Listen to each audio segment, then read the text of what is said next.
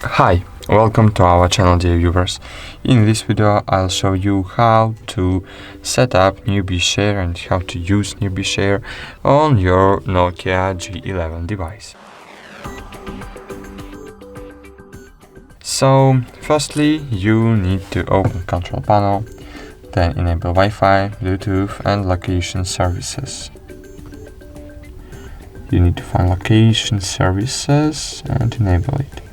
I have location here, so I have it here, okay.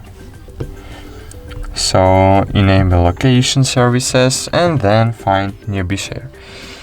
Click and hold on Newbie Share, enable Newbie Share, wait a while, click on Share more easily with your contacts button, scroll down, click agree.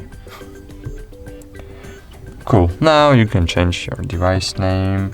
You can change data usage mode, but you need to change device visibility mode. Ask us to use everyone mode, keep everyone mode on all the time, or use everyone mode temporarily. So choose needed item, and cool, now we can send and receive data using our device. For example, I want to send this image from my OnePlus device to my Nokia device.